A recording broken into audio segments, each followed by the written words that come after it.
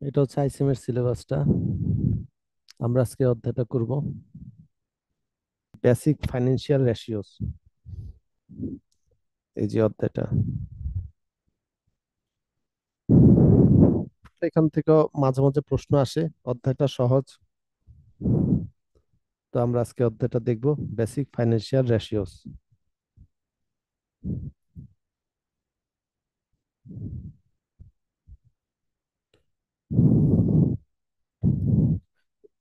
এখান থেকে সাধারণত আসলে ম্যাথমেটিক্স আসে, থিওরি সাধারণত আসে না। তো থিওরি আসলে একটা থিওরি আসে যে রেশিও অ্যানালাইসিস বলতে কি বোঝায়, এর লিমিটেশন গুলো কি কি।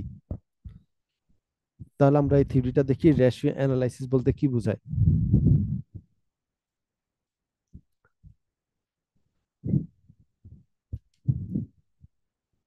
Ratio analysis is one of the techniques of financial analysis to evaluate the financial conditions and performance of a business concern.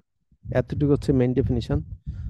তার মানে রেশিও অ্যানালাইসিস হচ্ছে একটা ফাইন্যান্সিয়াল অ্যানালাইসিসের একটা পদ্ধতি, যেটা একটা প্রতিষ্ঠানের আর্থিক অবস্থা এবং দক্ষতার মূল্যায়ন করে, যে একটা প্রতিষ্ঠানের আর্থিক অবস্থা কেমন, আবার এর পারফরমেন্স কেমন, দিন দিন কে এর পারফরমেন্স আগের থেকে ভালো হচ্ছে নাকি খারাপের দিকে যাচ্ছে, এর আর্থিক অবস্থাকে আস্তে আস্তে উন্নতি হচ্ছে না অবনতি হচ্ছে, এগুলো অ্যানালাইসিস করে হচ্ছে রেশিও অ্যানালাইসিসের মাধ্যমে। এর লিমিটেশন গুলো কি কি, এই যেখানে দেওয়া রয়েছে লিমিটেশনস অফ রেশনালাইসিস। তো জাস্ট পয়েন্ট গুলো দিবেন, ভেতরের কথাগুলো প্রয়োজন নাই, আপনি আপনার মতো করে দিবেন।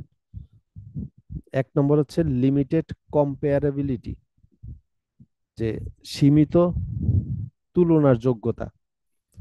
রেশিও অ্যানালাইসিসের মাধ্যমে আমরা তুলনা করতে পারি, যেমন আমাদের গত বছর আর্থিক অবস্থা কেমন ছিল, এই বছর কেমন।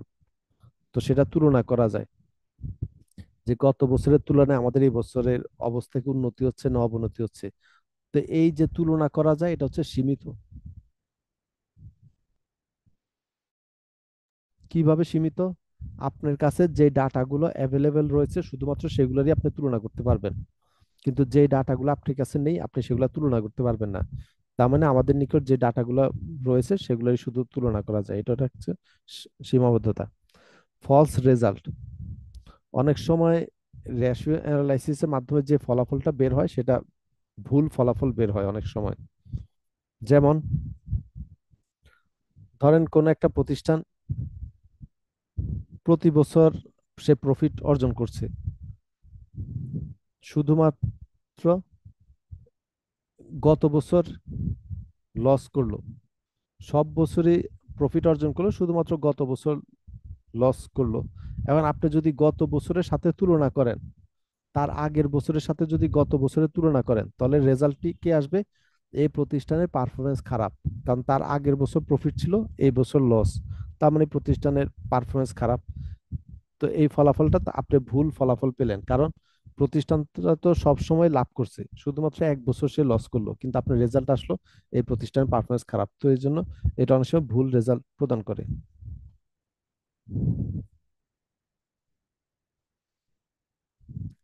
কোয়ালিটেটিভ ফ্যাক্টরস আর ইগনোর, এটা দিতে পারেন যে রেশনালাইসিস শুধুমাত্র যেগুলোকে কোয়ান্টিটির মাধ্যমে প্রকাশ করা যায় সেগুলোর ক্ষেত্রে সম্ভব হয় করা, যেসবকে কোয়ান্টিটির মাধ্যমে প্রকাশ করা যায় না সেগুলোর ক্ষেত্রে রেশিও অ্যানালাইসিস করা সম্ভব হয় না।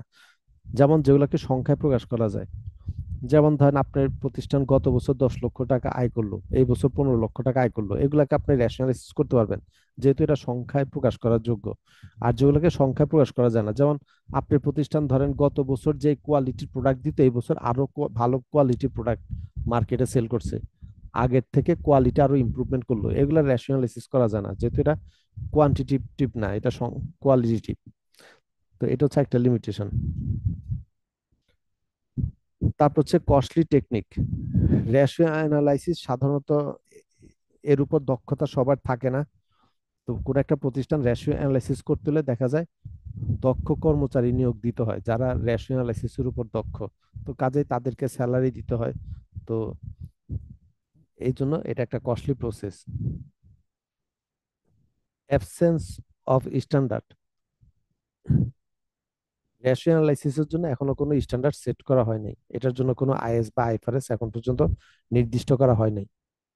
কাজে এক একজন এক এক পদ্ধতিতে রেশিও অ্যানালাইসিস করে, এটা হচ্ছে একটা লিমিটেশন। তো এই লিমিটেশন গুলা লিখবেন পরীক্ষা যদি আসে। ডিফারেন্ট টাইপস অফ রেশিওস, এটা পরীক্ষায় আসবে না, থিওরিতে আসবে না, আপনার অঙ্ক করার জন্য জানতে হবে বিভিন্ন ধরনের রেশিও, কি কি রেশিও রয়েছে। তো যে যে রেশিও রয়েছে এগুলাকে আমরা চার ভাগে বিভক্ত করতে পারি। এখন পর্যন্ত যত ধরনের রেশিও রয়েছে এগুলোকে চার ভাগে বিভক্ত করা হয়। এক নম্বর হচ্ছে লিকুইডিটি রেশিও, দুই নম্বর হচ্ছে সলভেন্সি রেশিও,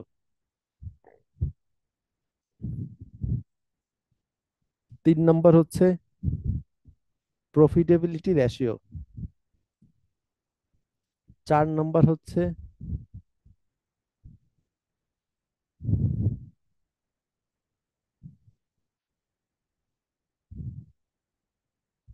অ্যাক্টিভিটি রেশিও। তো এই চার ধরনের রেশিও রয়েছে, এগুলার আন্ডারে বিভিন্ন রেশিও রয়েছে। মোট কথা যে যে রেশিও এখন পর্যন্ত রয়েছে এগুলাকে চার ভাগে বিভক্ত করা হয়। তো প্রথমটা হচ্ছে লিকুইডিটি রেশিও। তো লিকুইডিটি রেশিওর মধ্যে কি কি রয়েছে?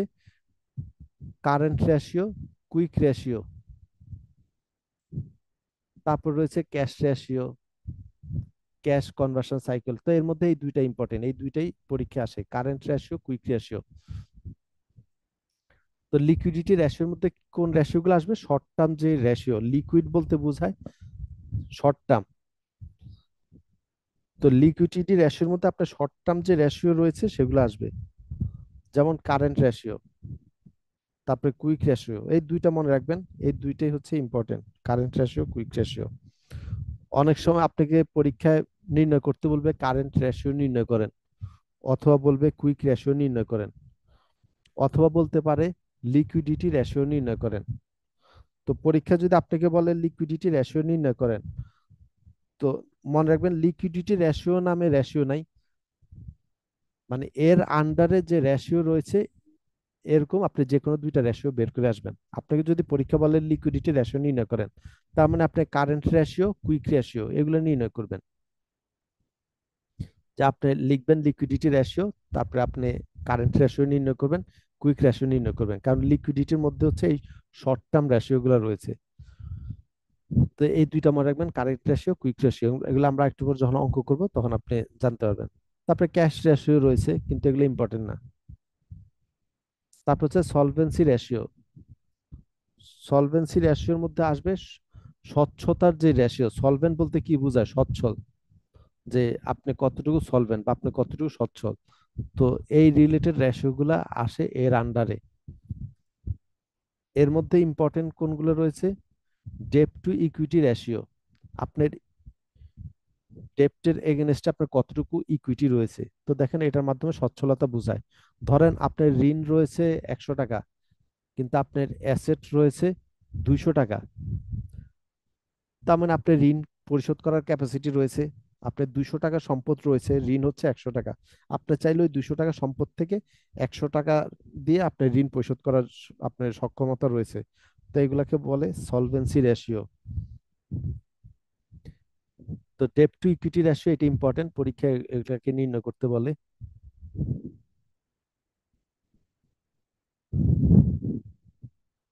এর মধ্যে এই রেশিওটাই ইম্পর্টেন্ট। আপনি পরীক্ষা যদি বলে সলভেন্সি রেশিও নির্ণয় করেন, আপনি সাধারণত কমপক্ষে একটা রেশিও বের করবেন, তবে পারলে দুইটা রেশিও বের করবেন, দুইটা পর্যন্ত রেশিও বের করতে ভালো। আর যদি আপনি দুইটা রেশিও বের করতে না পারেন, কমপক্ষে একটা রেশিও বের করবেন। তো সলভেন্সি রেশিও বললে আপনি ডেপ টু ইকুইটি রেশিও বের করবেন।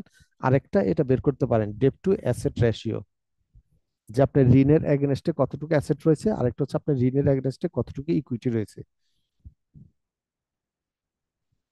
তারপর হচ্ছে প্রফিটেবিলিটি রেশিও। প্রফিটেবিলিটি রেশিওর মধ্যে পাবেন প্রফিট সম্পর্কিত রেশিও। এর মধ্যে ইম্পর্টেন্ট রয়েছে net profit margin, gross profit margin, operating profit margin.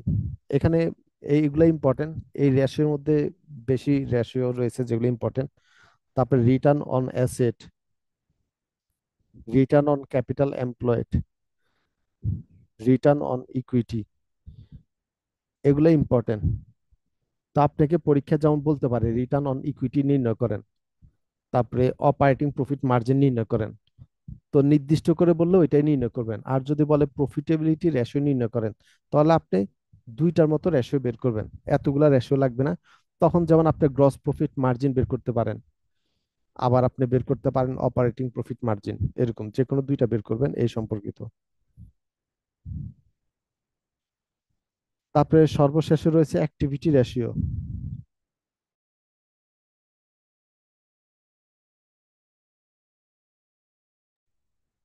এটার আরেকটা নাম রয়েছে এফিসিয়েন্সি রেশিও। এর আন্ডারে রয়েছে এফিসিয়েন্সি রিলেটেড যে রেশিওগুলো রয়েছে। এফিসিয়েন্সি মানে দক্ষতা। তো এ সম্পর্কিত যে রেশিও রয়েছে সেগুলো এর আন্ডারে আসে। এর মধ্যে ইম্পর্টেন্ট হচ্ছে inventory turnover ratio, days inventory on hand, এগুলো ইম্পর্টেন্ট। যে আপনার নিকট কত দিনের ইনভেন্টরি রয়েছে। তো আপনার কাছে যত বেশি ইনভেন্টরি থাকবে আপনি তত দক্ষ, আপনার তত অবস্থা ভালো। তো এই জন্য এগুলা অ্যাক্টিভিটি রেশিও বা এফিসিয়েন্সি রেশিওর মধ্যে রয়েছে। তারপরে ইনভেন্টরি টার্নওভার রেশিও, যে টার্নওভার বলতে সেল বোঝায়। সেল করার জন্য আপনার কতটুকু ইনভেন্টরি রয়েছে। তো আপনার কাছে যতটুকু বেশি ইনভেন্টরি থাকবে আপনি তত দক্ষ। তো এই জন্য এর আন্ডার এগুলো। তারপরে রিসিভেবল টার্নওভার রেশিও,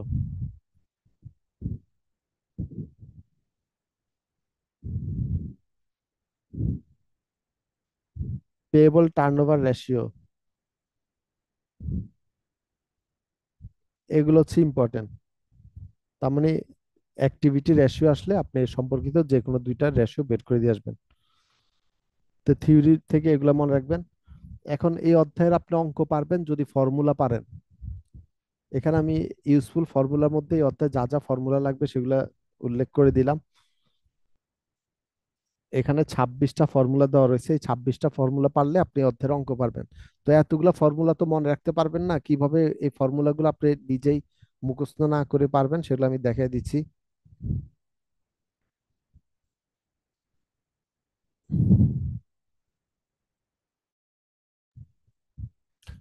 এক নম্বর হচ্ছে কারেন্ট রেশিও। এই সূত্রটা মুখস্থ রাখবেন, এটা ইম্পর্টেন্ট। এটা রেশিও অ্যানালাইসিস পরীক্ষা আসলে এই রেশিওটা আসেই, যে কারেন্ট রেশিও নির্ণয় করেন। এটা সূত্র হচ্ছে কারেন্ট অ্যাসেটকে কারেন্ট লাইবিলিটি দ্বারা ভাগ করবেন, এটা হচ্ছে কারেন্ট রেশিও। রেশিও মানে অনুপাত। তো কারেন্ট বলতে বোঝায় শর্ট টার্ম, তার মানে শর্ট টার্ম অ্যাসেটকে শর্ট টার্ম লাইবিলিটি দ্বারা ভাগ করবেন, এটা হচ্ছে কারেন্ট রেশিও। আরেকটা হচ্ছে কুইক রেশিও। কুইক রেশিওর আরেকটা নাম হচ্ছে এসিড টেস্ট রেশিও। কুইক মানে দ্রুত, তো এসিড শব্দের অর্থ হচ্ছে দ্রুত, তাই এটার আরেকটা নাম হচ্ছে এসিড টেস্ট রেশিও। এইটা আর কারেন্ট রেশিও সূত্র একই, শুধু পার্থক্য হচ্ছে আমরা এখানে ইনভেন্টরিটা মাইনাস করে দিই।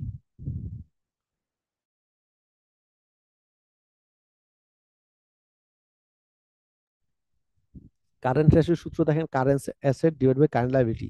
তো কুইক রেশিওর সূত্র current asset divide by current liability, শুধু পার্থক্য হচ্ছে কারেন্ট অ্যাসেট থেকে আমরা ইনভেন্টরিটা মাইনাস করি। কারণ কুইক রেশিওটা কারেন্ট অ্যাসেট থেকে আরো দ্রুত। কারেন্ট অ্যাসেট তো শর্ট টার্ম অ্যাসেট, তো কুইকটা হচ্ছে আরো শর্ট টার্ম, মানে খুব দ্রুত, সাথে সাথেই যেটা ক্যাশে কনভার্ট করা যায়। তো ইনভেন্টরির ক্ষেত্রে হচ্ছে আপনি সাথে সাথে ক্যাশে কনভার্ট করা যায় না। ইনভেন্টরিকে ক্যাশে কনভার্ট করতে হলে কিছু সময় প্রয়োজন। যেমন আপনি যদি ইনভেন্টরিকে সেল করতে যান, আগে কাস্টমার আপনাকে খুঁজে বের করতে হবে, দামাদামি করে প্রাইস মিলতে হবে, তারপরে সেল করবেন, কাজে সময় প্রয়োজন হয়। তাই আমরা কুইক রেশিওর ক্ষেত্রে ইনভেন্টরিটাকে মাইনাস করে দিই। কারণ কুইক মানে যেটা আপনি সাথে সাথে ক্যাশে কনভার্ট করতে পারবেন, তো ইনভেন্টরিটাকে সাথে সাথে ক্যাশে কনভার্ট করা যায় না, তাই এটাকে মাইনাস করে সরাতে হয়। ক্যাশ রেশিও হচ্ছে একই, শুধুমাত্র ক্যাশকে কারেন্ট লাইবিলিটি দ্বারা ভাগ করবেন। তো এই তিনটা রেশিও হচ্ছে একই সূত্র। তারপরে রয়েছে ডেপ্ট to equity ratio, ডেপ্ট to asset ratio. তো এগুলার ক্ষেত্রে কিভাবে নির্ণয় করবেন?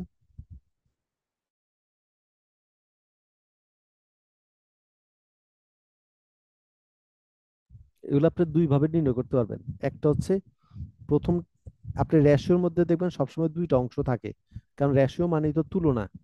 একটার সাথে আরেকটা তুলনা করা, এটি হচ্ছে রেশিও। তো সবসময় দেখবেন দুইটা অংশ থাকে। যেমন এখানে দেখেন একটা রয়েছে ডেপ্ট, একটা ইকুইটি। ডেপ্ট আর ইকুইটির মধ্যে রেশিও অনুপাত নির্ণয় করেন।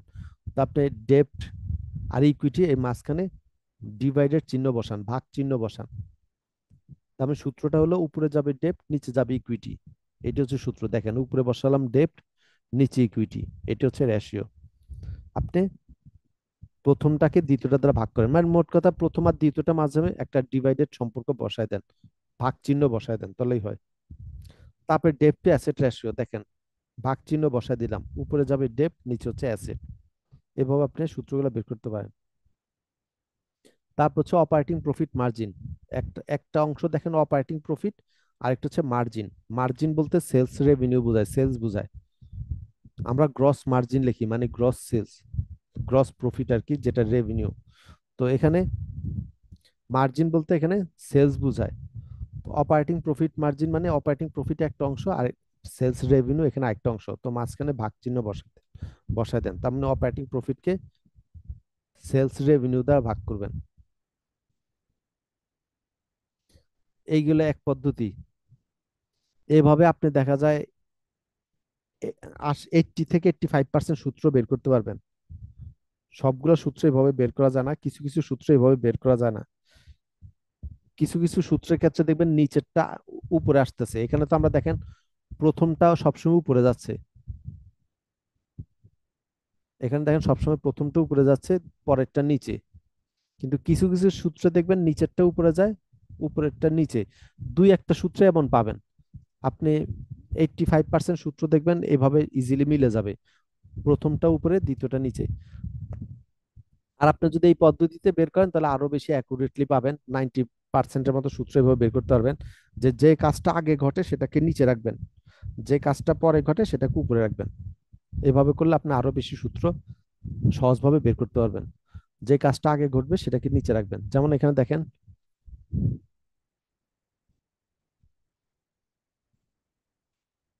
ধরেন এখানে অপারেটিং প্রফিট মার্জিন। আপনি মার্জিন বলতে সেলস বোঝায়, আপনি আগে সেল করবেন তারপর এটা প্রফিট অর্জন করবেন। তার মানে কোন কাজটা আগে ঘটবে, সেলস, তো সেটাকে নিচে রাখেন। তো দেখেন আমরা সেলস রেভিনিউ নিচে রাখলাম, অপারেটিং প্রফিটকে উপরে রাখলাম।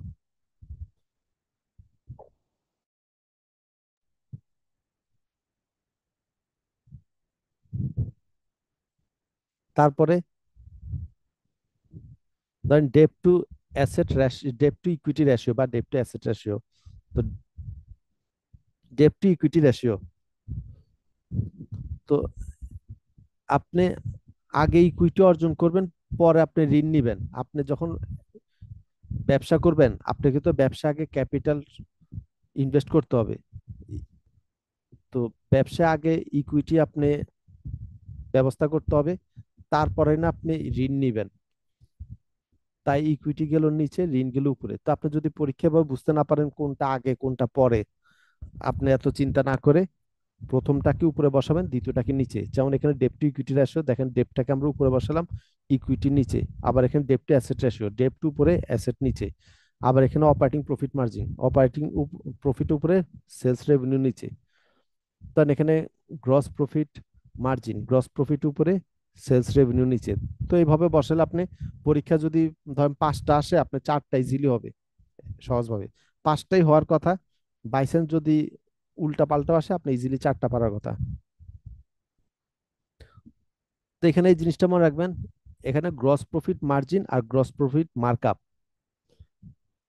মার্জিন বলতে সেলস রেভিনিউ বোঝায়, আর মার্কআপ বলতে কস্ট অফ সেল বোঝায়। মার্কআপটা কস্টের সাথে জড়িত, মার্জিনটা রেভিনিউর সাথে জড়িত। আপনাকে যদি গ্রস প্রফিট মার্জিন বলে, আপনি মার্জিন পরিবর্তে সেলস রেভিনিউ লিখবেন। এই যে আমরা উপরে বসালাম গ্রস প্রফিট, নিচে সেলস রেভিনিউ। আর যদি বলে গ্রস প্রফিট মার্কআপ, উপরে বসালাম গ্রস প্রফিট, নিচে কস্ট অফ সেল। কারণ মার্কআপ হচ্ছে কস্টের সাথে জড়িত, মার্জিন হচ্ছে রেভিনিউর সাথে জড়িত। তো এইভাবে এই সূত্রগুলো দেখে রাখবেন, আমরা অঙ্ক করার সময় আরো ইজিলি ক্লিয়ার হবেন। তার একটা জিনিস মনে রাখবেন, আমরা প্রফিট সম্পর্কিত যে রেশিও এগুলাকে করি কি, শতকরায় প্রকাশ করি। এখানে দেখেন যত প্রফিট সম্পর্কিত রেশিও আছে এগুলাকে 100 দ্বারা গুণ করলাম, মানে এগুলাকে আমরা শতকরায় প্রকাশ করি। আর যেগুলো টার্নওভার সম্পর্কিত রেশিও রয়েছে, যেমন asset turnover, working capital turnover. Turnover বলতে সেলস বোঝায়। তো টার্নওভার সম্পর্কিত রেশিওকে আমরা টাইমস দ্বারা প্রকাশ করি। যখন আমরা ফলাফল বের করব দেখবেন টাইমস লিখবো, এগুলো অঙ্ক করলে তখন প্র্যাকটিক্যালি দেখবেন।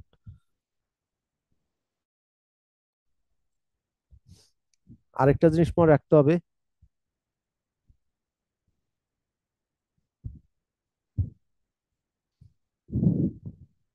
এখানে ডেপ্ট টু ইকুইটি রেশিও, এই সূত্র দেখেন, উপরে হচ্ছে ডেপ্ট, নিচে হচ্ছে ইকুইটি। আর এখানে সূত্র রয়েছে গিয়ারিং, উপরে হচ্ছে ডেপ্ট, নিচে হচ্ছে ডেপ্ট প্লাস ইকুইটি।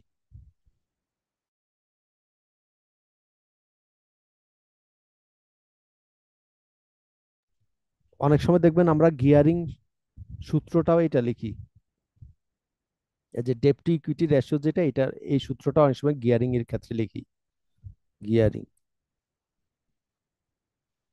তো অনেক সময় আমরা গিয়ারিং এর সূত্র লিখি উপরে ডেপ্ট নিচে ইকুইটি, আবার অনেক সময় লিখি উপরে ডেপ্ট নিচে ডেপ্ট প্লাস ইকুইটি। এখন কখন আপনি gearing is equal two ডেপ্ট by equity লিখবেন, আর কখন ডেপ্ট ডিভাইড বাই ডেপ্ট প্লাস ইকুইটি লিখবেন? যদি আপনাকে প্রশ্নে, পরীক্ষা যদি ডেপ্ট টু ইকুইটি রেশিও আবার গিয়ারিং এই দুইটাই যদি নির্ণয় করতে বলে, তখন আপনি ডেপ্ট to equity ratio is equal two লিখবেন ডেপ্ট ডিভাইড বাই ইকুইটি, আর গিয়ারিং ইজিক্যাল টু লিখবেন ডেপ্ট ডিভাইড বাই ডেপ্ট প্লাস ইকুইটি, তখন এই সূত্রটা বসাবেন। আর যদি শুধুমাত্র গিয়ারিং নির্ণয় করতে বলে, তাহলে আপনি এই সূত্রটা বসাবেন ডেপ্ট ডিভাইড বাই ইকুইটি। ওই ক্ষেত্রে ওই সূত্র বসালেও সমস্যা নাই, কিন্তু সাধারণত দেখবেন প্রশ্নে যদি আপনাকে গিয়ারিং নির্ণয় করতে বলে শুধু, তাহলে আমরা ডেট বাই ইকুইটি ব্যবহার করি। আর যদি আপনাকে ডেট টু ইকুইটি আর গিয়ারিং দুইটাই নির্ণয় করতে বলে, তাহলে দুই ধরনের সূত্রটা বসাই। আর এগুলা যেগুলা যেগুলা ক্ষেত্রে আমরা শতকরায় প্রকাশ করি, আপনি পরীক্ষা শতকরাতে প্রকাশ না করলেও সমস্যা নাই, কিন্তু সাধারণত এগুলাকে শতকরায় প্রকাশ করা হয়। আপনি শতকরা প্রকাশ না করে দশমিকে রাখলেও সমস্যা নেই, কারণ আপনি ধরেন 0.10 লেখা যে কথা, 10% লেখা একই কথা। 0.10 মানে 10%, তা আপনি 0.10 লিখতে পারেন, 10% লিখতে পারেন। তো কিছু কিছু জিনিস যেগুলোকে আমরা শতকরা প্রকাশ করি, আপনি শতকরা প্রকাশ করতে পারলে ভালো, আর শতকরা প্রকাশ করতে না পারলে আপনি দশমিকে প্রকাশ করে দিবেন। তো এখন অঙ্ক দেখেন,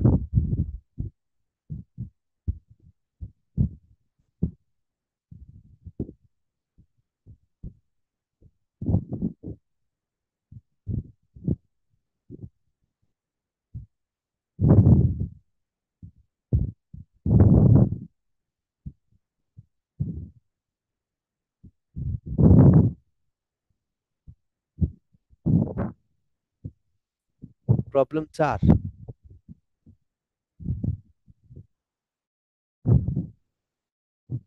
এখানে আপনাকে সান কোম্পানির ইনকাম স্টেটমেন্ট আর ব্যালেন্স শিট দেওয়া রয়েছে।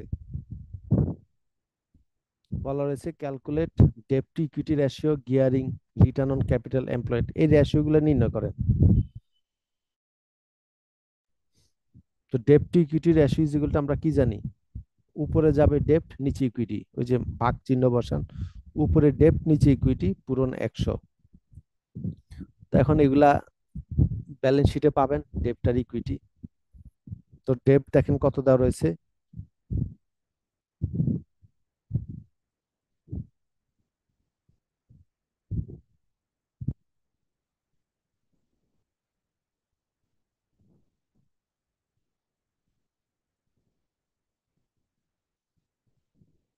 এই যে বোরিং দেওয়া রয়েছে, এগুলো হচ্ছে ডেপ্ট। ডেপ্ট মানে কি, ঋণ। তো বোরিং বলতে তো ঋণ বোঝায়, আপনি যে টাকা ঋণ নিলেন। তো এখানে লং টার্ম বোরিং রয়েছে 1 লক্ষ টাকা, আর শর্ট টার্ম বোরিং রয়েছে 45,000 টাকা। টোটাল কত, 1,45,000 টাকা। তো আমরা বসালাম 1,45,000 টাকা। আর ইকুইটি দেওয়া রয়েছে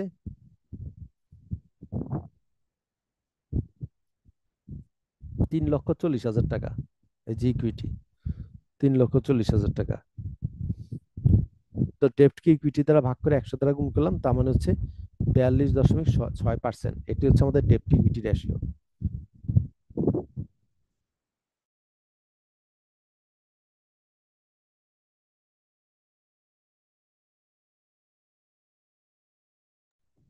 তারপরে বললো গিয়ারিং নির্ণয় করেন। তো যেহেতু এখানে ডেপ্ট টু ইকুইটি রেশিও নির্ণয় করতে বললে আমরা গিয়ারিং সূত্র বসাবো, ডেপ্ট ডিভাইড বাই ডেপ্ট প্লাস ইকুইটি। তো যে ডেপ্ট ইজ ইকুয়াল টু কত, 1,45,000, ওই যে 1,00,000 + 45,000, আর ইকুইটি হচ্ছে 3,40,000। তো বসালাম, 100 দ্বারা গুণ করলাম, তার মানে অ্যান্সার হচ্ছে 29.9%।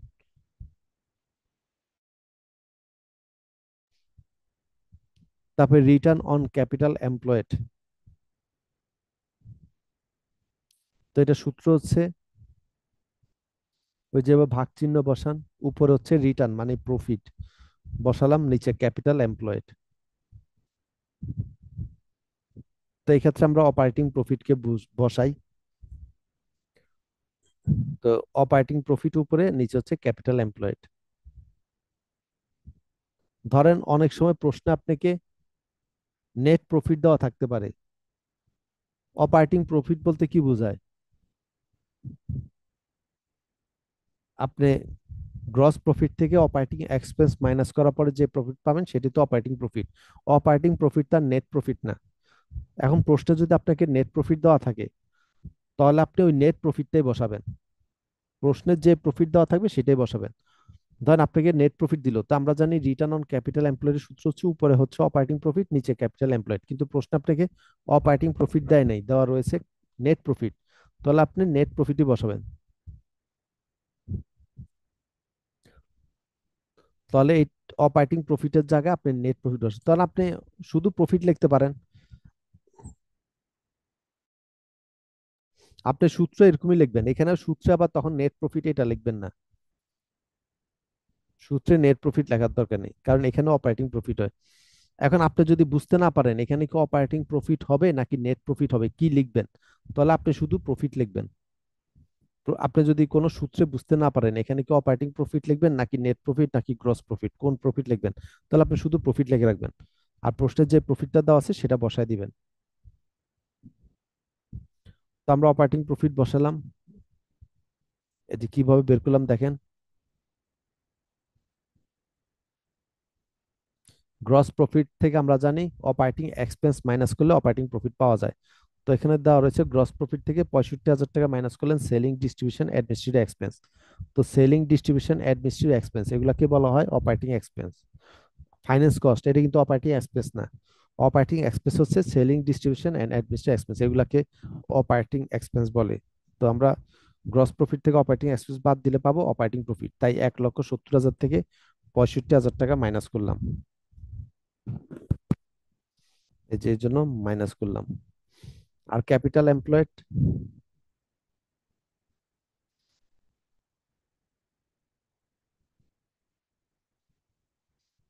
ক্যাপিটাল এমপ্লয়েড বলতে বোঝায় এই ইকুইটি,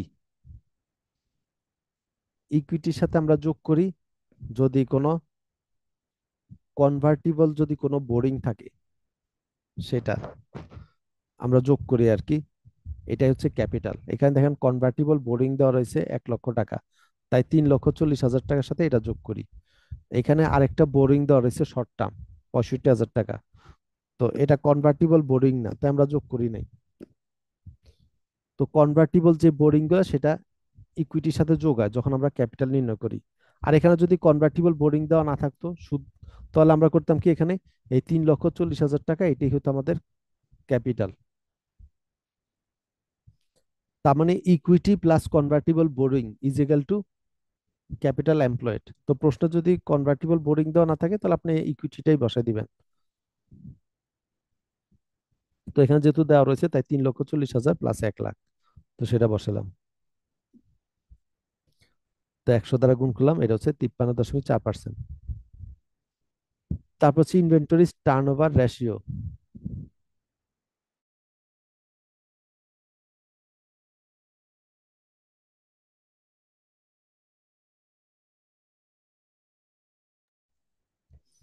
তো এখানে টার্ন ওভার বলতে বোঝায় সেল।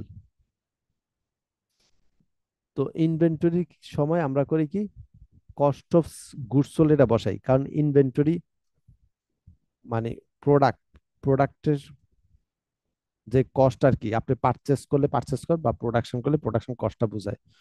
এখন আপনি যদি এখানে এইভাবে বসান তাহলে কিন্তু সূত্র দেখেন হবে না, ওই যে আমরা মাঝখানে যদি ডিভাইড চিহ্ন বসাই, ইনভেন্টরিটাকে যদি উপরে রাখেন, নিচে যদি টার্নওভার বলতে তো সেল বোঝায়, সেটা যদি বসান তাহলে কিন্তু হবে না, কারণ এখানে দেখেন ইনভেন্টরিটার নিচে। তো এই জন্য বললাম যে ওইভাবে আপনি সূত্রগুলো বের করলে ম্যাক্সিমাম সূত্রে আপনি অ্যাকুরেটলি বের করতে পারবেন, যে যে কাজটা আগে ঘটে সেটাকে নিচে রাখবেন। তো এখানে বলা রয়েছে ইনভেন্টরি টার্নওভার, মানে ইনভেন্টরি সেল, টার্নওভার বলতে তো সেল বোঝায়। এখন আগে আপনি ইনভেন্টরি আনবেন, তারপরে না সেল করবেন। আপনি ইনভেন্টরি না থাকলে আপনি সেল করবেন কিভাবে? আগে আপনি ইনভেন্টরি, আপনি পারচেস করেন বা প্রোডাকশন করেন, যাই করেন, আগে আপনি ইনভেন্টরি ব্যবস্থা করবেন, তারপরে না সেল করবেন। কাজে ইনভেন্টরি কাজটা আগে ঘটে, তাই সেটাকে নিচে রাখলাম। এই যে ইনভেন্টরিকে নিচে রাখলাম, আর সেলটাকে উপরে রাখলাম। ইনভেন্টরি ক্ষেত্রে যেহেতু কস্ট জড়িত, তাই এখানে কস্ট অফ গুডস সোল্ড লিখলাম। আর টার্নওভার সম্পর্কিত যত রেশিও সেগুলোকে আমি বলেছি কিভাবে প্রকাশ করি, টাইমস দ্বারা। তাই দেখেন টাইমস দ্বারা প্রকাশ করলাম, 4.6 টাইমস। অনেক সময় আপনাকে প্রশ্নে এগুলো আবার কমেন্ট করতে বলতে পারে, যে কমেন্ট করে, তাহলে কিভাবে কমেন্ট করবেন? যেমন রিটার্ন অন ক্যাপিটাল এমপ্লয়েড, এটাকে যদি আমরা কমেন্ট করতাম, কি কমেন্ট করতাম? এটার রেজাল্ট আসলো যেমন 53.4%। দেখেন নিচে ক্যাপিটাল হচ্ছে 4,40,000, অপারেটিং প্রফিট হচ্ছে 2,35,000। তো বড় কোনটা? ক্যাপিটালটা বড়। তার মানে আপনি বলবেন 100 টাকা যদি ক্যাপিটাল ইনভেস্ট করেন, ক্যাপিটাল এমপ্লয় করেন, আপনি অপারেটিং প্রফিট হবে 53 টাকা 40 পয়সা।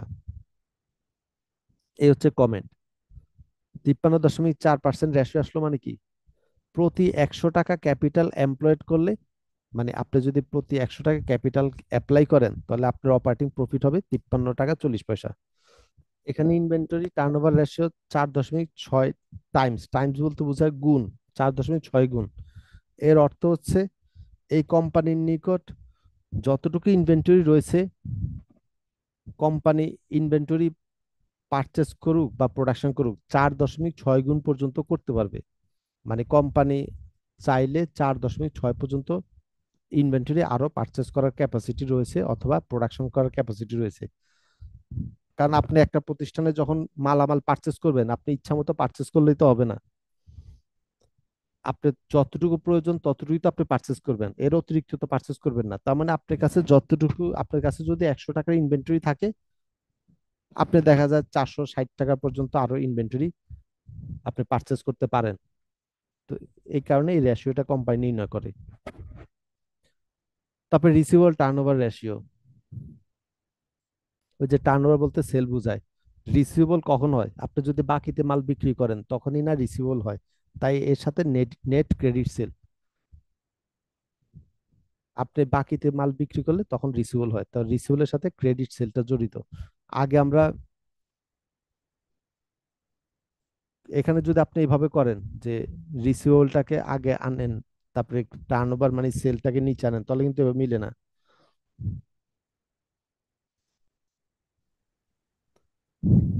তো এক্ষেত্রে আমরা করি কি, রিসিভেবলটাকে নিচে রাখি, টার্নওভার এর এর সাথে সম্পর্কিত আরেকটা রেশিও আছে,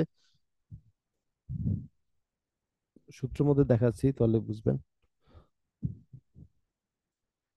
এর ফলাফল আসলো দেখেন 6.7 গুণ, 6.7 টাইমস। এর অর্থ কি? এর অর্থ হচ্ছে আপনার,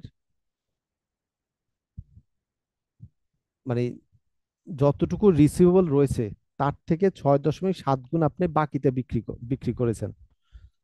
আপনার যদি এখন রিসিভেবল থাকে 100 টাকা, তার মানে আপনি 670 টাকার মাল বাকিতে বিক্রি করেছেন। তারপর হচ্ছে পেয়েবল টার্নওভার রেশিও। তো পেয়েবল কখন ঘটে? আপনি যখন বাকিতে মাল পারচেস করবেন তখন পেয়েবল ঘটে। তো কাজে পেয়েবলের সাথে ক্রেডিট পারচেস জড়িত। তাই দেখেন এখানে বসলে উপরে নেট ক্রেডিট পারচেস, নিচে হচ্ছে পেয়েবল। তো অঙ্কটা দেখবেন।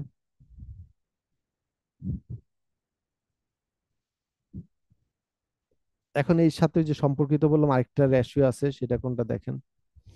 এই যে inventory turnover ratio, receivable turnover ratio, এগুলোর সাথে ওইখানে দেখেন লিস্টে দেওয়া রয়েছে।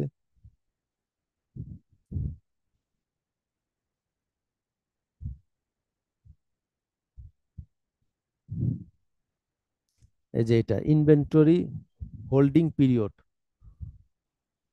ইনভেন্টরি হোল্ডিং পিরিয়ড এটার সাথে জড়িত হচ্ছে ইনভেন্টরি টার্নওভার রেশিও। তো ইনভেন্টরি হোল্ডিং পিরিয়ড এটা সূত্রটা হচ্ছে ইনভেন্টরিকে আমরা কস্ট অফ গুডস সোল্ড দ্বারা ভাগ করি, আর টার্নওভারের ক্ষেত্রে বিপরীত কাজ করি, উপরে কস্ট অফ গুডস সোল্ড নিচে ইনভেন্টরি। আর যেহেতু এখানে পিরিয়ড বলা সময়, তাই ডেজ পার ইয়ার, এক বছরে কতদিন সেটা দ্বারা গুণ করি, মানে ডেজে কনভার্ট করে করে নেই। একইভাবে পেয়েবল টার্নওভার এটার সাথে জড়িত হচ্ছে পেয়েবল পেমেন্ট পিরিয়ড। তো পেয়েবল পেমেন্ট পিরিয়ড এর সূত্র হচ্ছে উপরে পেয়েবল নিচে ক্রেডিট পারচেস। এটাকে আমরা ডেজ পার ইয়ার, যেহেতু পিরিয়ড রয়েছে সময়, তাই দিনে কনভার্ট করে নিই এক বছরে কতদিন। তো টার্নওভারের সূত্রটা হচ্ছে এটা বিপরীত। তো ক্রেডিট পারচেস উপরে পেয়েবল নিচে, এই যে ক্রেডিট পারচেস উপরে পেয়েবল নিচে। তারপরে রিসিভেবল টার্নওভার এটার সাথে এই সূত্রটা জড়িত। রিসিভেবল কালেকশন পিরিয়ড, উপরে রিসিভেবল নিচে নেট ক্রেডিট সেল। তো টার্নওভারের ক্ষেত্রে সূত্রটাকে বিপরীত করা হয়। এই যে দেখেন উপরে নেট ক্রেডিট সেল নিচে রিসিভেবল। তো আপনারা এইভাবে মিলে মিলে মনে রাখবেন যে এই তিনটা সূত্রের সাথে এই তিনটা জড়িত।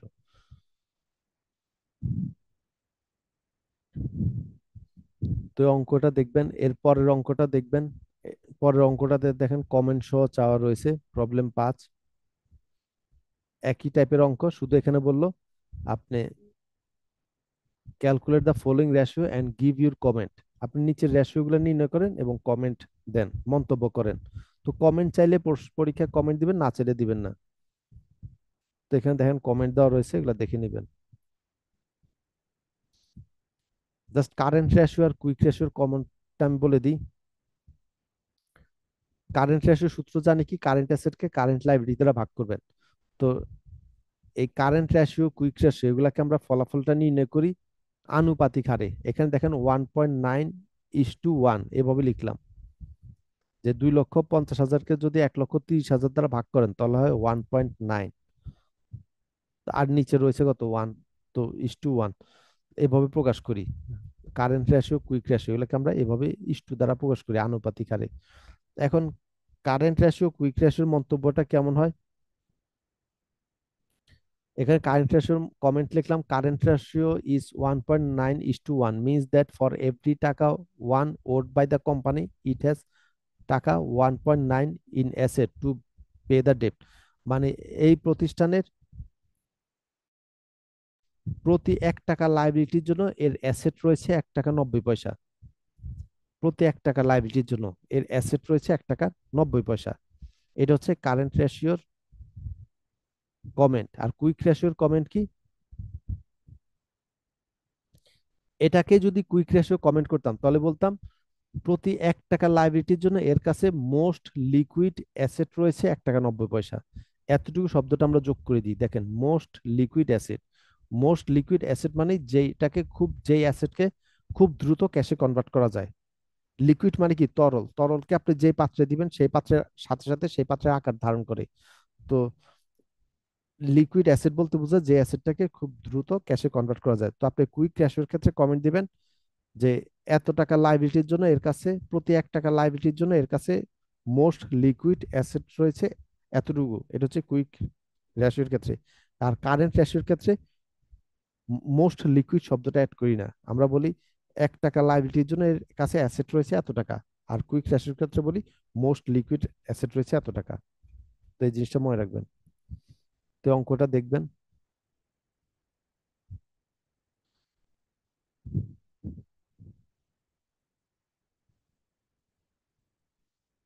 প্রবলেম 3 দেখেন, দেওনা কোম্পানির এখানে নিচের ইনফরমেশন দেওয়া রয়েছে, sales revenue, opening capital employed, closing capital employed, opening equity, closing equity, operating profit, এগুলো দেওয়া রয়েছে। আপনাকে বলা রয়েছে এই রেশিওগুলো নির্ণয় করেন। Return on capital employed, return on equity, operating profit margin, asset turnover. তো আমরা রিটার্ন অন ক্যাপিটাল এমপ্লয়েডের সূত্র কি জানি, operating profit divide by capital employed, এই সূত্রটা জানি। এখন এখানে দেখেন আমরা এভারেজ ক্যাপিটাল এমপ্লয়েড লিখলাম। আমরা জানি রিটার্ন অন ক্যাপিটাল এমপ্লয়েড সূত্র কি, উপরে হচ্ছে অপারেটিং প্রফিট, নিচে হচ্ছে ক্যাপিটাল এমপ্লয়েড, পুরন 100। এখন এখানে আমরা এভারেজ ক্যাপিটাল এমপ্লয়েড বসলাম। কেন এভারেজ শব্দটা যোগ করলাম, কারণ আপনাকে দেখেন ক্যাপিটাল এমপ্লয়েড প্রশ্নে দেওয়া রয়েছে ওপেনিং এন্ড ক্লোজিং দুইটাই দেওয়া রয়েছে।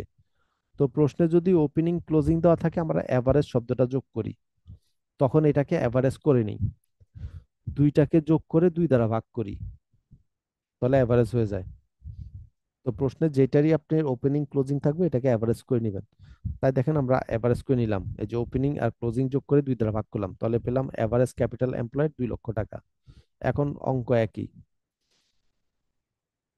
উপরে অপারেটিং প্রফিট বসালাম, নিচে ওই যে অ্যাভারেজ ক্যাপিটাল এমপ্লয়েড পুরো 100, তার মানে 25%।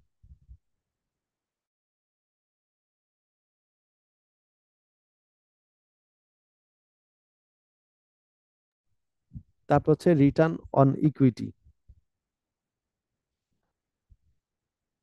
ইকুইটি দেখেন আপনাকে ওপেনিং ইকুইটি দেওয়া রয়েছে, ক্লোজিং ইকুইটি দেওয়া রয়েছে, তার মানে ইকুইটিটাকে আমরা কি বসাবো, অ্যাভারেজ ইকুইটি।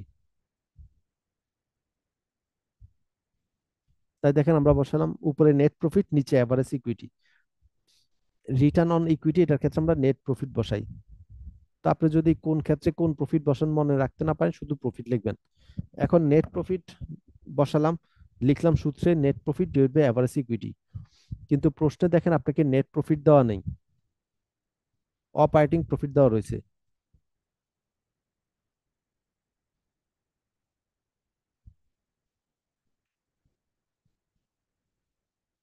তো প্রশ্নে আপনাকে অপারেটিং প্রফিট দেওয়া রয়েছে, নেট প্রফিট দেওয়া নাই।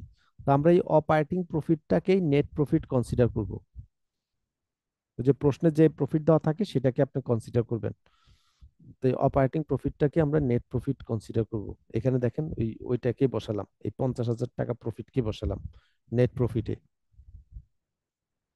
তাহলে আমরা পেলাম 33%। তারপরে সিতে বললো অপারেটিং প্রফিট মার্জিন নির্ণয় করেন, তো সূত্র হচ্ছে operating profit divide by sales revenue. তো প্রশ্নে অপারেটিং প্রফিটও দেওয়া রয়েছে, সেলস রেভিনিউ দেওয়া রয়েছে, তো আমরা এটা বের করলাম। তারপরে বলা রয়েছে অ্যাসেট টার্নওভার। টার্নওভার বলতে সেলস বোঝায়, তো সূত্র হচ্ছে উপরে হচ্ছে নেট সেলস, নিচে হচ্ছে অ্যাভারেজ টোটাল অ্যাসেট। মেন সূত্র হচ্ছে এইটা। অ্যাসেট টার্নওভার বলতে বোঝায় নেট সেল, মানে সেল আর কি, যদি কোনো রিটার্ন টিটার্ন থাকে সেটা আমরা মাইনাস করে নিই, তো নেট সেলটা বসাই। তো নেট সেলস ডিভাইড বাই হচ্ছে অ্যাসেট, টোটাল অ্যাসেট, এটা হচ্ছে সূত্র।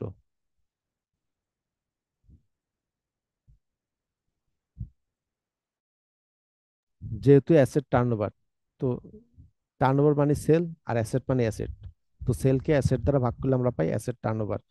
এখন প্রশ্নে দেখেন অ্যাসেট দেওয়া নাই, প্রশ্নে অ্যাসেট দেওয়া নাই, তাহলে আপনাকে করতে হবে কি, প্রশ্নের যে ইনফরমেশন দেওয়া রয়েছে সেটার সাথে অ্যাসেটের সাথে যেটা মিলে সেটাকে অ্যাসেট বিবেচনা করতে হবে, অ্যাসেটের কাছাকাছি যেটা।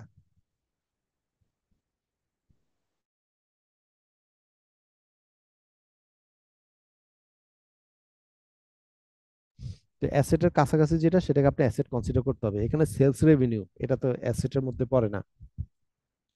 ক্যাপিটাল এমপ্লয়েড একটা রয়েছে, ক্যাপিটাল এমপ্লয়েড একটা ইকুইটি একটা প্রফিট, তো প্রফিটও তো অ্যাসেট না, ইকুইটি আর ক্যাপিটাল এমপ্লয়েড। তো এই দুইটার মধ্যে আমরা ক্যাপিটাল এমপ্লয়েডটাকে অ্যাসেট হিসেবে বেশি বিবেচনা করতে পারি, অ্যাসেট হিসেবে বিবেচনা করতে পারি ক্যাপিটাল এমপ্লয়েড, যেটা ক্যাপিটালটাকে আমরা অ্যাসেট হিসেবে বিবেচনা করতে পারি। কারণ কি, আপনি ব্যবসার মধ্যে যে টাকাটা ইনভেস্ট করলেন সেটাই তো ক্যাপিটাল। আপনি যখন একটা ব্যবসা শুরু করেন, ব্যবসার মধ্যে ধরেন আপনি 10 লক্ষ টাকা দিয়ে আপনি ব্যবসা শুরু করলেন, এই 10 লক্ষ টাকাটাকে বলা হয় ক্যাপিটাল। তো 10 লক্ষ টাকা আপনি কি করলেন, ব্যবসা আপনি ইনভেস্ট করলেন 10 লক্ষ টাকা, ব্যবসার মূলধন আপনি যোগান দিলেন 10 লক্ষ টাকা, ব্যবসা ইনভেস্ট করলেন, এটাকে কি বলে ক্যাপিটাল। তো এটা হচ্ছে এক ধরনের অ্যাসেট, তাই এটাকে আমরা এখন অ্যাসেট হিসেবে বিবেচনা করব, যেহেতু প্রশ্নে অ্যাসেট দেওয়া নাই। তো ক্যাপিটালটা দেওয়া রয়েছে, ওপেনিং ক্লোজিং দুইটাই দেওয়া রয়েছে, তাই আমরা অ্যাভারেজ শব্দ বসালাম। তাই দেখেন ওইখানে সূত্রে লেখালাম অ্যাভারেজ টোটাল অ্যাসেট। যদি প্রশ্নে ওপেনিং ক্লোজিং দেওয়া না থাকতো, শুধু ক্যাপিটাল এমপ্লয়েড দেওয়া থাকতো, তাহলে অ্যাভারেজ শব্দটা বসাতাম না। এখন প্রশ্নে যদি আপনাকে ক্যাপিটাল এমপ্লয়েড এটা দেওয়া না থাকতো, শুধু যদি ইকুইটি দেওয়া থাকতো, তাহলে আমরা এটাকে অ্যাসেট বিবেচনা করতাম। প্রশ্নে যদি ক্যাপিটাল দেওয়া না থাকতো তাহলে আমরা ইকুইটিকে অ্যাসেট বিবেচনা করতাম। মোট কথা আপনাকে যে রেশিও বের করতে বলবে, প্রশ্নের যে ইনফরমেশন দেওয়া রয়েছে এর মধ্যে থেকে যেটা কাছাকাছি মিলে সেটাকে আপনি কনসিডার করবেন, সূত্রে যেটা লাগবে সেটা কনসিডার করবেন। প্রশ্নের যে ইনফরমেশন দেওয়া থাকবে এর মধ্যে থেকে যেটাকে কাছাকাছি অ্যাপ ব্যবহার করা যায় সেটাই করবেন। তো আমরা এভারেজ ক্যাপিটাল নির্ণয় করেছিলাম কত, এই যে 2 লক্ষ টাকা। তার মানে আমাদের এখানে এভারেজ অ্যাসেট কত, 2 লক্ষ টাকা। এই যে বসালাম।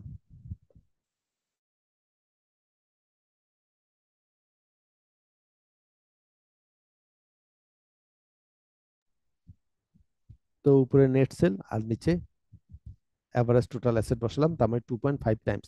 ওই যে টার্ন ওভার সম্পর্কিত যত রাশি আমরা টাইম দ্বারা প্রকাশ করি। তো এটা দেখবেন problem 3।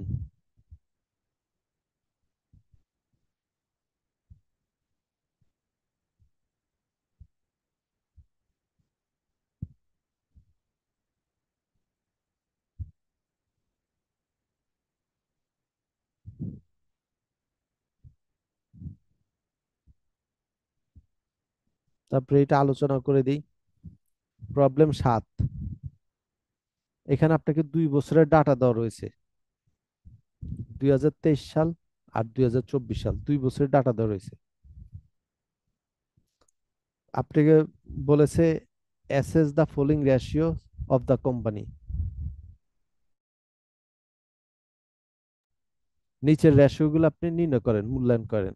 Liquidity ratio, profitability, solvency, efficiency. কোন বছরেরটা নির্ণয় করবেন সেটা বলে নাই, তার মানে আপনি 2 বছরেরটা নির্ণয় করবেন। 23 সালেরটাও নির্ণয় করবেন, 24 সালেরটাও। তাই দেখেন আমরা 2 বছরটা নির্ণয় করলাম, 2024 সালেরটাও করলাম, 23 সালেরটা, যেহেতু নির্দিষ্ট করে বলে নাই কোন বছরটা করবেন।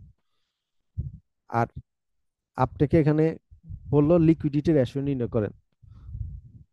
তো লিকুইডিটি নামে তো রেশিও নাই, লিকুইডিটির আন্ডারে যে রেশিও রয়েছে এরকম যে কোনো 2টা রেশিও বের করে দিয়ে আসবেন। লিকুইডিটি বলতে বোঝায় কি, শর্ট টার্ম, তো আমি শর্ট টার্ম রিলেটেড 2টা রেশিও বের করে দিয়ে আসবেন। তো দেখেন আমরা এখানে কারেন্ট রেশিও বের করলাম আর কুইক রেশিও। এই যে লিকুইডিটি রেশিও লেখে আমরা কারেন্ট রেশিও বের করলাম 24 আর 23 সালের, কুইক রেশিও বের করলাম 24-23 সালের। আবার আপনাকে বললো প্রফিটেবিলিটি রেশিও নির্ণয় করেন, তার মানে প্রফিট সম্পর্কিত যে কোনো 2টা রেশিও নির্ণয় করবেন। তো দেখেন আমরা নির্ণয় করলাম রিটার্ন অন ক্যাপিটাল এমপ্লয়েড, আরেকটা হচ্ছে গ্রস প্রফিট মার্জিন। আপনি চাইলে গ্রস প্রফিট মার্জিন করতে পারেন, নেট প্রফিট মার্জিন, মোট কথা যে কোনো 2টা প্রফিট সম্পর্কিত করবেন। তারপর আবার সলভেন্সি রেশিও, তো এখানে সলভেন্সি টাইপের যে কোনো 2টা করবেন, একটা ডেপ্ট ইকুইটি রেশিও করলাম, ইন্টারেস্ট কভারেজ রেশিও। আপনি ইন্টারেস্ট কভারেজ রেশিও না করে আপনি এটা করতে পারেন ডেপ্ট টু ইকুইটি রেশিও আর ডেপ্ট টু অ্যাসেট রেশিও। তারপর হচ্ছে এফিসিয়েন্সি রেশিও, ওই যে এফিসিয়েন্সি রিলেটেড যে কোনো 2টা বের করবেন। তো আমরা ইনভেন্টরি হোল্ডিং পিরিয়ড বের করলাম, রিসিভেবল কালেকশন পিরিয়ড আর পেয়েবল পেমেন্ট পিরিয়ড, 3টা করলাম। আপনি যে কোনো 2টা করতে পারেন।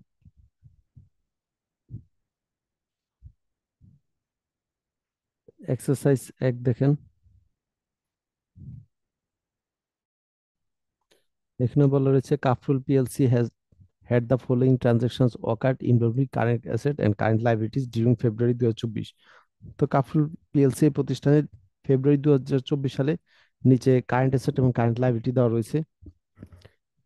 ফেব্রুয়ারি 3 তারিখে দেওয়া রয়েছে অ্যাকাউন্টস রিসিভেবল অফ টাকা 15,000 আর কালেক্টেড, এইসব ইনফরমেশন দেওয়া রয়েছে। কিছু এডিশনাল ইনফরমেশন দেওয়া রয়েছে। আপনাকে বলা রয়েছে রিকোয়ার্ড 1 নম্বরে compute the current ratio as of the beginning of the month and after each transaction.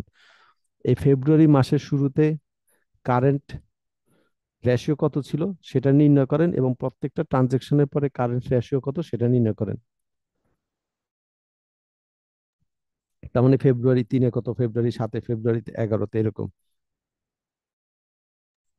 তো আমরা কারেন্ট রেশিও সূত্রটা কি জানি, current asset divide by current liability.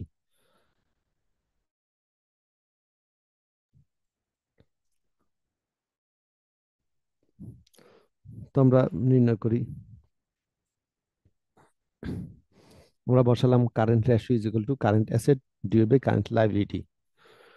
তো ফেব্রুয়ারি মাসের শুরুতে আপনাকে বললো বিগিনিং অফ মান্থ, মানে ফেব্রুয়ারি মাসের শুরুতে কারেন্ট অ্যাসেট কত ছিল আর কারেন্ট লাইবিলিটি কত ছিল।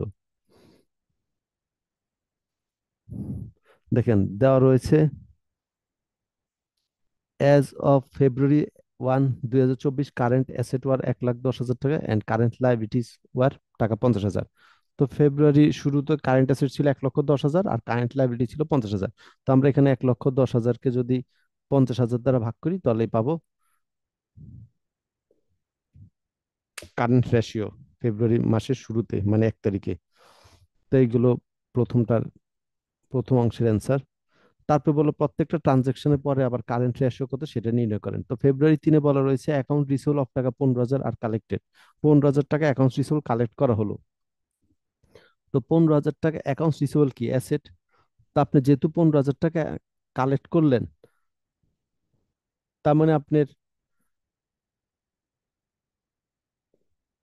অ্যাসেট কি হলো, অ্যাসেট কমে গেল 15,000 টাকা যেটা আপনি কালেক্ট করলেন। আবার আপনার ক্যাশ বাড়লো 15,000 টাকা। আপনি যখন 15,000 টাকা কালেকশন করলেন এটা জার্নাল কি দিলেন, ক্যাশ ডেবিট 15,000 টাকা আর অ্যাকাউন্টস রিসিভেবল ক্রেডিট 15,000 টাকা। দেখেন আপনি যখন রিসিভেবল থেকে 15,000 টাকা কালেকশন করলেন তার মানে রিসিভেবল ক্রেডিট করলেন, ক্যাশ ডেবিট করলেন। তো এখানে অ্যাসেট বাড়লো 15,000 টাকা, আবার অ্যাসেট কমে গেল 15,000 টাকা, ফলাফল কি জিরো। তাই এখানে current ratio of February 3, 2024 is 2.2:1 as no change in total current asset and liability. মানে ফেব্রুয়ারি 3 তারিখে কারেন্ট রেশিওর কোনো পরিবর্তন হবে না। ফেব্রুয়ারি 1 তারিখে যা ছিল কারেন্ট রেশিও ফেব্রুয়ারি 3 তারিখে ওই একই হবে কারেন্ট রেশিও, যেহেতু এখানে অ্যাসেটের কোনো পরিবর্তন হয় নাই, লাইবিলিটির কোনো পরিবর্তন হয় নাই, অ্যাসেট লাইবিলিটির কোনো পরিবর্তন হয় নাই। কারণ আপনার 15,000 টাকা অ্যাসেট বাড়লো আবার 15,000 টাকা অ্যাসেট কমলো, ফলাফল জিরো।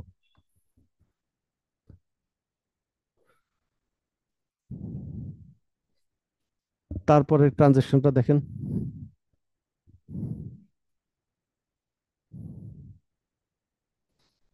7 তারিখে ইকুইপমেন্ট ইজ পারচেসড ফর টাকা 28,000 ক্যাশ, ইকুইপমেন্ট পারচেস করলেন। তার মানে আমরা এটা জার্নাল কি দিই, ইকুইপমেন্ট ডেবিট ক্যাশ ক্রেডিট।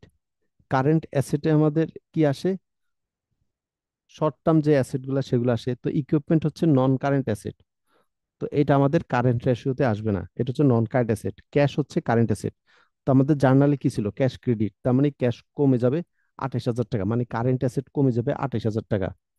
তাই আমরা দেখেন কারেন্ট অ্যাসেট কমাবো 28,000 টাকা, এই জন্য দেখেন কারেন্ট অ্যাসেট 28,000 টাকা কমালাম। তার মানে আমাদের ফেব্রুয়ারি 7 তারিখে কারেন্ট রেশিও হচ্ছে 1.6:1।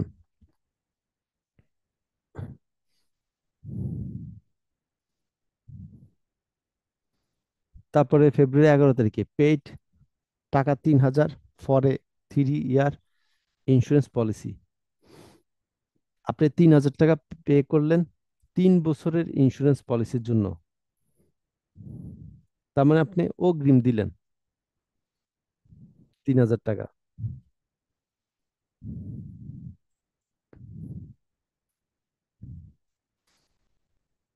তো এটার জার্নাল কি, প্রিপেড ইন্স্যুরেন্স ডেবিট 3,000 টাকা, আবার ক্যাশ ক্রেডিট 3,000 টাকা। আপনি জার্নাল বিবেচনা করলে তখন এই এই রেশিওগুলো পারবেন, prepaid insurance debit cash credit. তো দেখেন প্রিপেড ইন্স্যুরেন্স এখানে কারেন্ট অ্যাসেট বাড়লো 3,000 টাকা, আবার কারেন্ট অ্যাসেট কমে গেল 3,000 টাকা।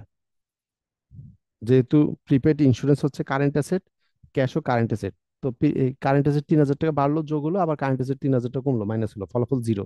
তাই এখানে কারেন্ট রেশিও কোনো পরিবর্তন হবে না, এর আগের কারেন্ট রেশিও যেটা ছিল ওইটাই থাকবে।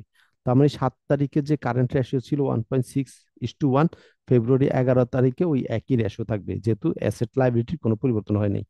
এখন প্রশ্নে বলা রয়েছে ইন্স্যুরেন্স পলিসিটা দেওয়া হলো 3 বছরের জন্য, অগ্রিম 3 বছরের জন্য। আমরা জানি 1 বছর ক্রস করলে তো সেটা লং টার্ম হয়ে যায়, তাহলে এটাকে কেন আমরা শর্ট টার্ম বিবেচনা করলাম। 3 বছরের জন্য অগ্রিম পেমেন্ট করলেন আপনি ইন্স্যুরেন্স পলিসি, তো 1 বছর ক্রস করলে তো লং টার্ম হয়, তাহলে এখানে কেন আমরা শর্ট টার্ম বিবেচনা করলাম। ইন্স্যুরেন্স পলিসির ক্ষেত্রে আপনি 1 বছরের বেশি সময় দিলে সেটাকে শর্ট টার্ম বিবেচনা করা হয়, এটাকে লং টার্ম বিবেচনা করা হয় না। ইন্স্যুরেন্স পলিসির ক্ষেত্রে আপনি 1 বছরের বেশি সময়ের জন্য পেমেন্ট করলেও এটাকে শর্ট টার্ম বিবেচনা করা হয়।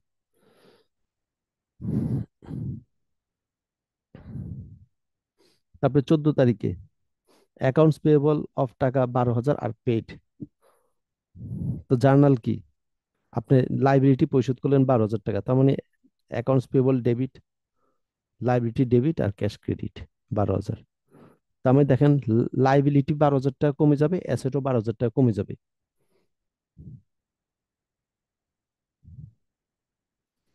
তাই আমরা অ্যাসেট 12,000 টাকা মাইনাস করলাম, লাইবিলিটি 12,000 টাকা মাইনাস করলাম, তাহলে আমাদের কারেন্ট রেশিও হলো 1.8:1। তারপরে 18 তারিখে ক্যাশ ডিভিডেন্ড অফ টাকা 5,000 আর ডিক্লার। ক্যাশ ডিভিডেন্ড ডিক্লার করলেন, তো ডিভিডেন্ড ডিক্লার করলেন মানে কি? লাইবিলিটি, এটা আপনার জন্য। আমরা যখন ডিভিডেন্ড ডিক্লেয়ার করি, এটার জার্নাল এন্ট্রিটা কি? Written earnings debit 5,000, ডিভিডেন্ডস payable credit 5,000। যেহেতু ডিভিডেন্ড দেওয়া হয় প্রফিট থেকে, তাই আমরা রিটেন আর্নিংসকে ডেবিট করে কমাই দিই, মানে প্রফিটটাকে কমাই দিই ডেবিট করে। আর যেহেতু ডিভিডেন্ড পেমেন্ট করেন নাই, পেমেন্ট করবেন, তো লাইবিলিটি, লাইবিলিটি ক্রেডিট করলাম। তার মানে আপনার লাইবিলিটি বাড়লো, তো এই জন্য আমরা 5,000 লাইবিলিটি বাড়লাম। আর রিটেন আর্নিং যেহেতু অ্যাসেট না, তাই এখানে কোনো অ্যাসেটে আসেনি কিছু। তো এগুলো আমাদের কারেন্ট রেশিও। তারপর আপনাকে বের করতে বললো এসিড টেস্ট রেশিও, মানে কুইক রেশিও। এই যে বিতে বললো compute acid test ratio at the beginning of the month and after each transaction. Acid test ratio মানে কুইক রেশিও। ওই যে আমরা কারেন্ট রেশিওর মতোই সূত্র, শুধু মাইনাস করি কি ইনভেন্টরি, আর যদি প্রিপেড এক্সপেন্স থাকে সেটা মাইনাস করি। এই যে সূত্রটা হচ্ছে এটা, current asset minus inventory minus prepaid expenses. যদি প্রিপেড এক্সপেন্স থাকে সেটাও মাইনাস করি। কারণ কি প্রিপেড এক্সপেন্সটা কেন মাইনাস করি? কারণ প্রিপেড এক্সপেন্স এটা প্রকৃতপক্ষে কোনো অ্যাসেট না। আপনি অগ্রিম টাকা দিলেন, ধরেন আপনি 3 বছরের জন্য অগ্রিম ইন্স্যুরেন্স দিলেন, তো এটা তো আমরা কি করি, অ্যাসেট হিসেবে দেখাই ব্যালেন্স শিটে, যেহেতু অগ্রিম টাকা দিলেন। আসলে এটা কিন্তু প্রকৃতপক্ষে অ্যাসেট না, কারণ আপনি 3 বছর পরে তো এই অ্যাসেটটা থাকবে না। আপনি ধরেন 1 বছরের জন্য কোনো টাকা অগ্রিম দিলেন, ধরেন আপনি 1 বছরের ভাড়া অগ্রিম দিলেন, তার মানে এটা আমরা তখন কি করি, ব্যালেন্স শিটে অ্যাসেট হিসেবে দেখাই। আসলে এটা প্রকৃতপক্ষে কোনো অ্যাসেট না, কারণ 1 বছর পরে তো এটার অ্যাসেট থাকবে না, যখন আপনার 1 বছর ভাড়া হয়ে যাবে তখন আর অ্যাসেট থাকবে না। তাই এগুলাকে কুইক রেশিও বা এসিড টেস্ট রেশিও তো দেখানো হয় না, তাই এগুলো আমরা মাইনাস করে সরাই দিই।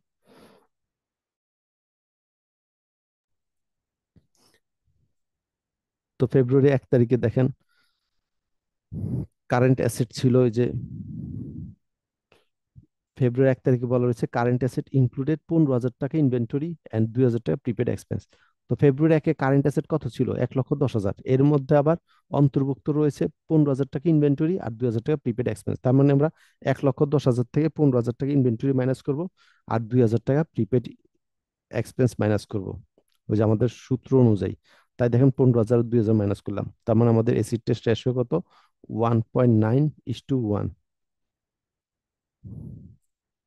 তারপরে ফেব্রুয়ারি 3 তারিখে যে কোনো পরিবর্তন ছিল না, তাই 1 তারিখে যেই রেশিও সেই রেশিও প্রযোজ্য হবে ফেব্রুয়ারি 3 তারিখে। ফেব্রুয়ারি 7 তারিখে বলা ছিল আপনি ইকুইপমেন্ট পারচেস করলেন 28,000 টাকার ওই যে ক্যাশ টাকা দিয়ে। তো আমাদের ওই যে 28,000 টাকা ক্যাশ থেকে মাইনাস হবে, যেহেতু ক্যাশ হচ্ছে কারেন্ট অ্যাসেট, তো ওই যে মাইনাস করলাম, আর ইকুইপমেন্ট হচ্ছে নন কারেন্ট অ্যাসেট, তাই ওটা কনসিডার করি নাই।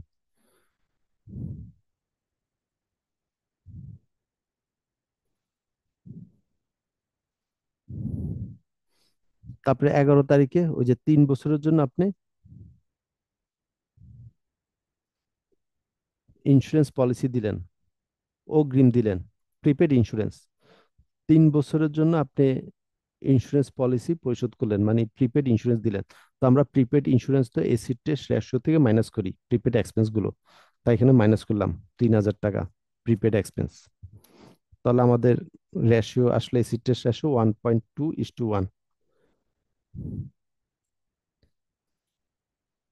তারপরে 14 তারিখে বলা রয়েছিল 12,000 টাকা আপনি অ্যাকাউন্টস পেবল পরিশোধ করলেন, মানে লাইবিলিটি পরিশোধ করলেন। তো লাইবিলিটি ডেবিট, মানে লাইবিলিটি কমবে 12,000 আর ক্যাশ কমবে 12,000, তাই অ্যাসেট কমালাম 12,000, লাইবিলিটি কমালাম 12,000। তারপরে 18 তারিখে বলা ছিল ডিভিডেন্ড ডিক্লেয়ার করলেন 5,000 টাকা, তাই ওই যে আমরা লাইবিলিটিতে যোগ করে দিলাম 5,000 টাকা। তো হচ্ছে 1 নম্বর অঙ্কটা দেখবেন।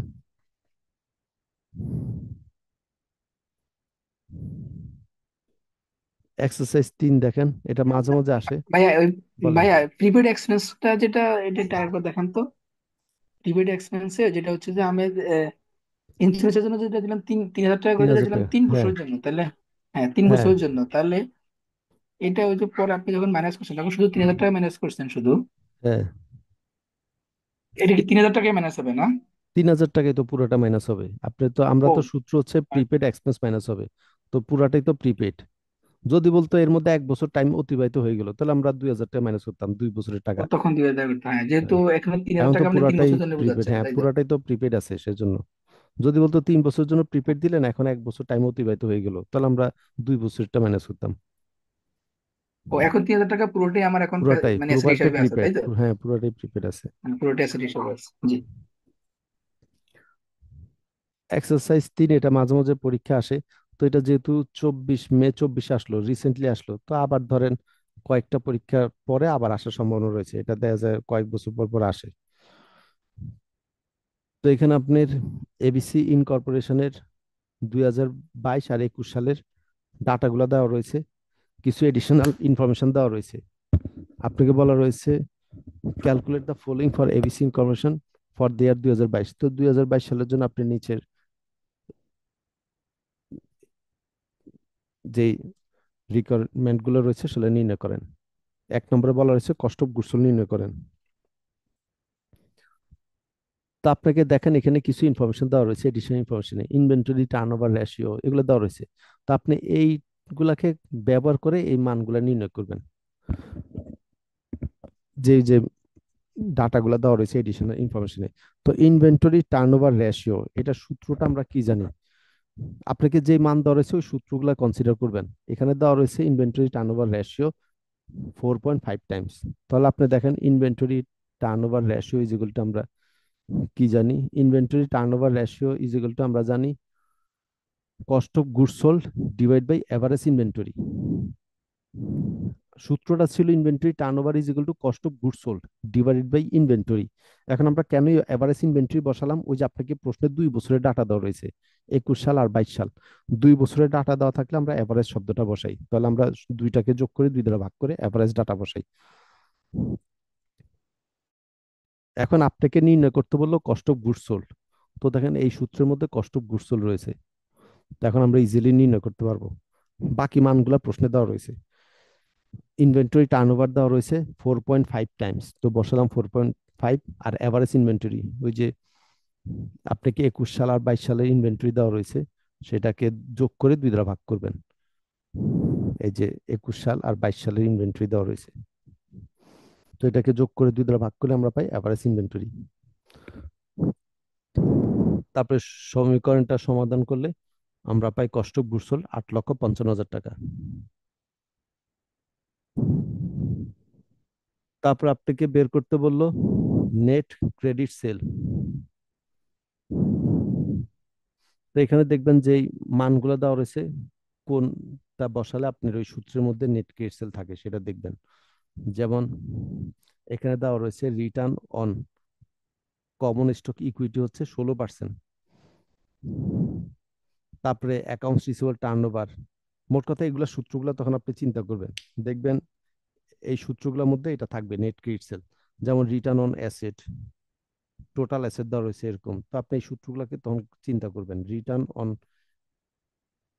কমন স্টকহোল্ডার্স ইকুইটি মানে রিটার্ন অন ইকুইটি, আমরা সূত্র পড়েছিলাম রিটার্ন অন ইকুইটি। তারপরে অ্যাকাউন্টস রিসিভেবল টার্নওভার।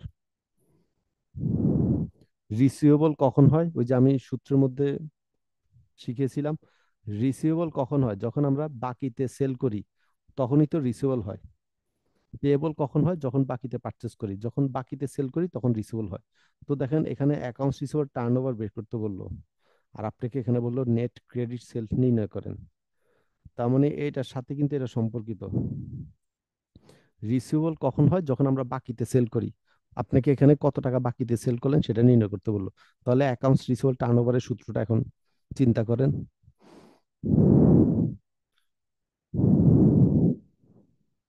তো দেখেন অ্যাকাউন্টস রিসিভেবল টার্নওভার সূত্র কি, net credit sale divide by accounts receivable. তো এখানে আমরা এভারেজ শব্দ বসালাম, কারণ ওই যে 2 বছরের রিসিভেবল দেওয়া রয়েছে সেই জন্য। তো অ্যাকাউন্টস রিসিভেবল টার্নওভার দেওয়া রয়েছে 8.8 বসালাম, আর 2 বছরের রিসিভেবলকে যোগ করে 2 দ্বারা ভাগ করলাম। তাহলে আমরা সমীকরণ সমাধান করে পেলাম নেট ক্রেডিট সেল 8,73,400 টাকা।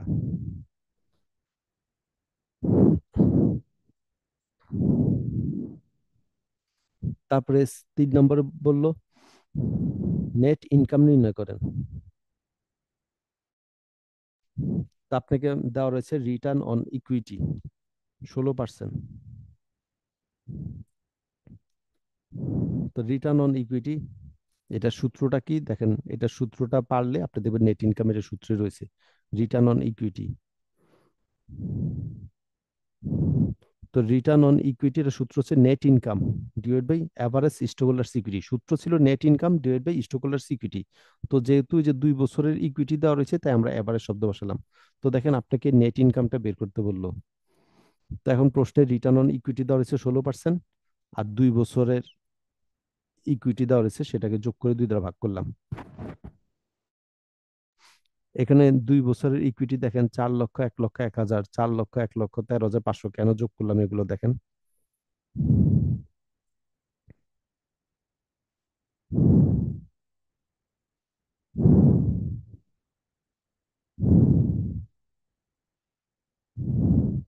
তো ইকুইটি আমরা কি জানি, আমরা জানি ইকুইটি হচ্ছে কমন স্টক, রিটেন আর্নিংস, যদি কোনো রিজার্ভ থাকে, ওগুলা ওগুলা মিলিত আমাদের ইকুইটি। আমরা যখন ব্যালেন্স শিট তৈরি করি অ্যাসেট, ইকুইটি আর লাইবিলিটি এই 3টে অংশ তৈরি করি। তো ব্যালেন্স শিটের ইকুইটিতে কি কি যায়, শেয়ার, যে কমন শেয়ার যেগুলো রয়েছে সেগুলো যায়, তারপরে রিভ্যালুয়েশন রিজার্ভ যায়, মোট কথা রিজার্ভ সম্পর্কিত যত আইটেম রয়েছে রিভ্যালুয়েশন রিজার্ভ, তারপরে জেনারেল রিজার্ভ, রিজার্ভ নামের আইটেম গুলা যায়, তারপরে রিটেন আর্নিংস যায়। তো এখানে প্রশ্নের রিজার্ভ দেওয়া নাই, থাকলে সেটাও যোগ করতাম। কমন স্টক দেওয়া রয়েছে, রিটেন আর্নিংস দেওয়া রয়েছে। তো 21 সালে হচ্ছে 4,00,000 আর 1,01,000, এটা যোগ করলে টোটাল ইকুইটি পাবেন। 22 সালে হচ্ছে 4,00,000 আর 1,13,500, এটা যোগ করলে 22 সালে টোটাল ইকুইটি পাবেন। তাই এই দুইটা যোগ আর এই দুইটা যোগ, এই চারটাকে যোগ করে 2 দ্বারা ভাগ করলাম, এটা পেলাম আমরা অ্যাভারেজ ইকুইটি। তাহলে এটা সমাধান করে আমরা পেলাম নেট ইনকাম 21,160 টাকা।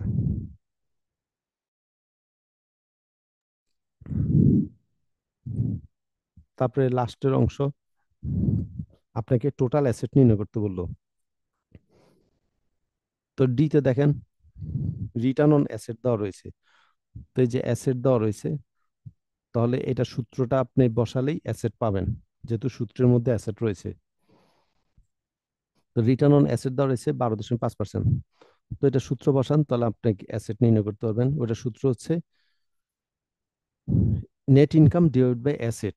তো এভারেজ অ্যাসেট বসালাম, কারণ প্রশ্নের মধ্যে 2 বছরের ডাটা দেওয়া রয়েছে, তাই আমরা এখানে এভারেজ অ্যাসেট বসালাম। কারণ প্রশ্নে যে ডাটাগুলো দেওয়া রয়েছে সবগুলো তো 2 বছরের ডাটা, তাই আমরা এভারেজ শব্দ বসালাম। এখন রিটার্ন অন অ্যাসেট দেওয়া রয়েছে 12.5%, আর নেট ইনকাম দেওয়া রয়েছে 81,160। তো এখন এটা সমাধান করে পেলাম এভারেজ অ্যাসেট 6,49,280।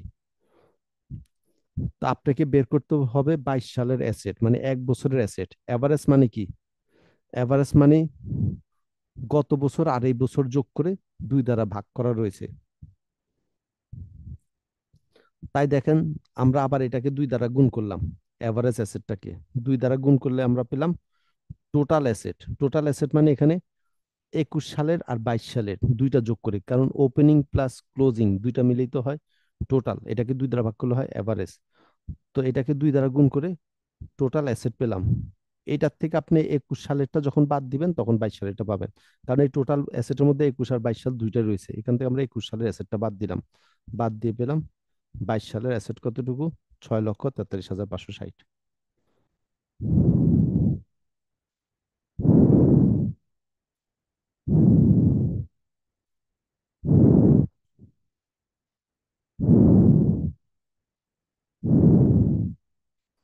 যে প্রশ্ন আপনাকে দেওয়া রয়েছে 21 সালের অ্যাসেট হচ্ছে 6,55,000, তো এটা আমরা বাদ দিলাম টোটাল অ্যাসেট থেকে, তাহলে পেলাম 22 সালের অ্যাসেট।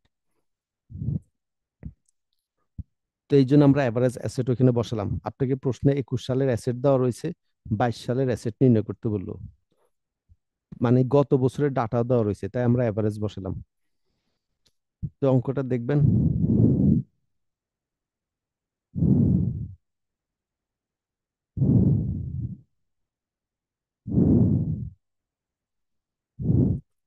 এক্সারসাইজ 6 জাস্ট আলোচনা করে দিচ্ছি। এখানে আপনাকে একটা প্রতিষ্ঠানের প্রফিট আর লস অ্যাকাউন্ট মানে ইনকাম স্টেটমেন্ট দেওয়া রয়েছে আর ব্যালেন্স শিট দেওয়া রয়েছে। তো এই কোম্পানির যে কোম্পানির অ্যাকাউন্টেন্ট এই ডাটাগুলো দিয়ে এই রেশিও গুলো ক্যালকুলেশন করলো, করে এই রেজাল্টটা পেলো। ধর return on capital employed, operating profit percentage, asset turnover, এই রেশিও গুলো বের করে এই ফলাফল পেলো। এখন আপনাকে বললো calculate the 6 target ratio above. আপনি আবার এই যে উপরের তথ্যগুলোর উপর ভিত্তি করে আপনি এই রেশিও গুলাকে নির্ণয় করেন। অঙ্ক কিন্তু একই। মোট কথা রিটার্ন অন ক্যাপিটাল এমপ্লয়েড এই রেশিও তারা নির্ণয় করে পেলো, অ্যাকাউন্টেন্ট নির্ণয় করে পেলো 26%। এখন আপনি আবার নির্ণয় করেন এই ডাটাগুলো দিয়ে, দেখেন ফলাফলটা ঠিক আছে কিনা। তো অঙ্ক একই, তো দেখেন এটা আমরা আবার নির্ণয় করলাম।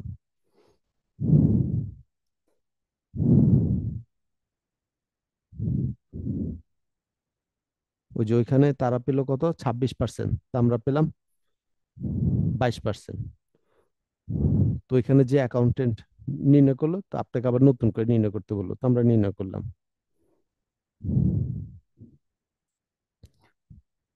অঙ্ক একই, জাস্ট এইভাবে আপনাকে প্রশ্নটা একটু কনসেপচুয়াল করে দেওয়া আর কি। তো এগুলা দেখবেন। তো এই অধ্যায়তে কি কি দেখবেন আমি আবার বলে দিই।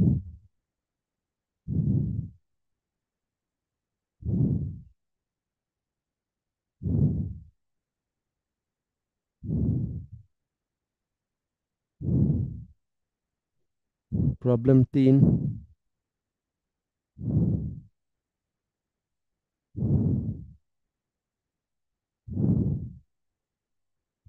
Problem 4,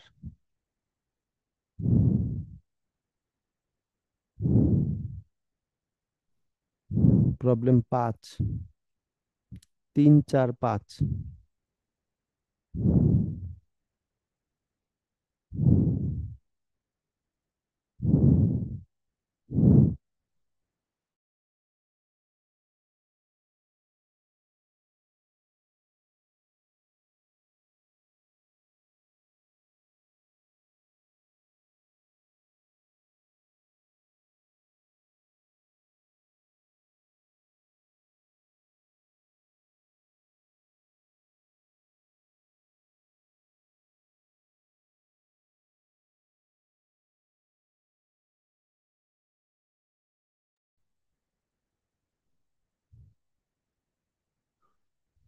problem 7।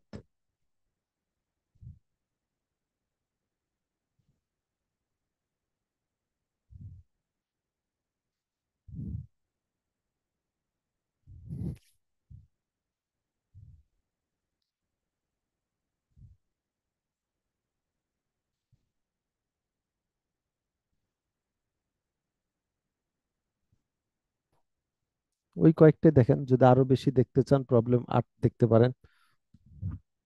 ওই মোটামুটি কয়েকটাই, 1, 2 বাদে প্রবলেম বাকি সবগুলা যা আছে সেগুলা দেখতে পারেন। আর এক্সারসাইজ দেখবেন, এক্সারসাইজ 1, 3,